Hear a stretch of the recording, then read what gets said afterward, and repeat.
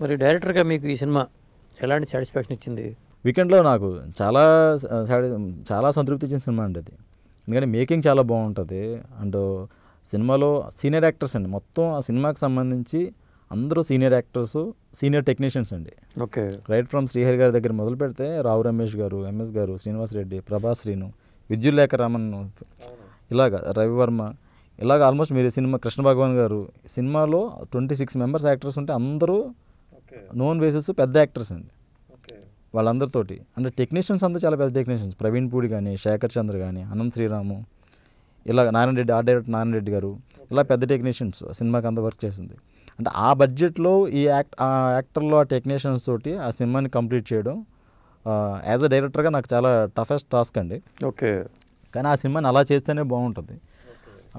And number of locations, 6 songs, set songs ఉన్నాయండి అందులో. మరి ఏమి ఇబ్బంది అనిపించలేదా? ఎవరి దగ్గర పని చేయలేదు? లేదండి, అసలు నాకు ఫ్రమ్ ది డే 1 నుంచి నేను కాన్ఫిడెంట్గానే వెళ్ళిపోయాను. నేను శ్రీహరి గారు కూడా వచ్చిన ఫస్ట్ రోజు ఆయన షూటింగ్లో వచ్చి చూశారు. ఆయన సినిమాలోని క్లైమాక్స్లో ఉన్న షార్ట్స్ అన్నీ యాక్ట్ చేశారు. బయటకు వచ్చి హగ్ చేసుకుని, ఓకే, ఆల్రెడీ విన్నాను నేను, నువ్వు బాగా చేస్తున్నావని. అంటే ఆయన కొద్ది రోజులు షూటింగ్ తర్వాత జాయిన్ అయ్యారు అన్నమాట ఆయన.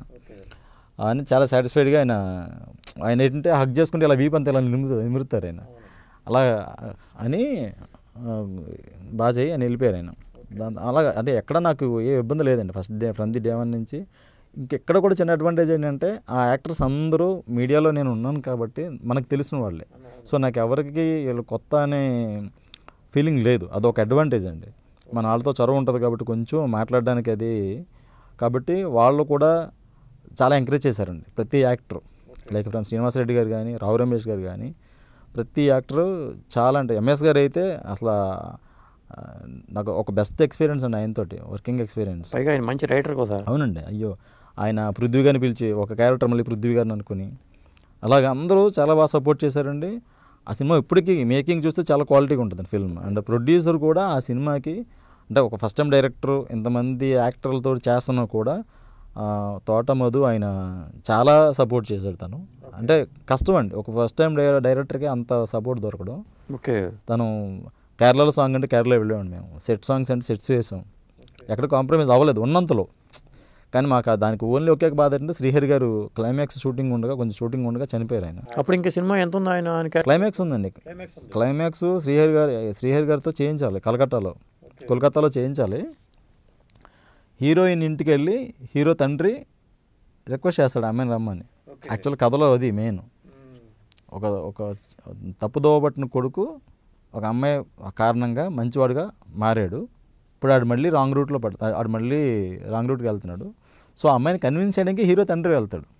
యాక్చువల్ ఒరిజినల్ కథలో అది. సో ఇది షూటింగ్ ఆగిపోయింది, దాన్ని ఏం చేయాలో తెలియదు, చాలా అంటే టార్చర్ అండి అది. అంటే ఒక పక్కన ఆయన లేరు, ప్రొడక్షన్ అంతా డిస్టర్బ్ అయ్యి ఉంది, సినిమా ఇంకా ఏమవుద్దో తెలియదు అనుకున్నప్పుడు ఒక చిన్న ఆలోచన, తండ్రి వెళ్ళకపోతే ఒకసారి బాబాయ్ క్యారెక్టర్ని పెట్టి, తండ్రికి ఆత్మాభిమానం ఎక్కువ. ఓకే.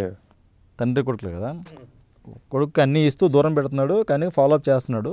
అలాగే నీ దగ్గర కూడా అతను సెల్ఫ్ రెస్పెక్ట్ ఉన్న పర్సన్. బాబాయ్ క్యారెక్టర్ వచ్చి కన్విన్స్ చేసినట్టుగా రావు రమేష్ గారిని అడిగాను అనమాట. ఓకే. సో ఆయన ఓన్లీ శ్రీహరి గారి కోసం వచ్చేసారు ఆయన. ఓకే. నా కోసం వదిలి వెళ్ళి ఉంటారు, ఇది నేను చేస్తానని చెప్పి ఆయన కలకత్తా దాకా వచ్చి అది యాక్ట్ చేసి వెళ్ళారు. అది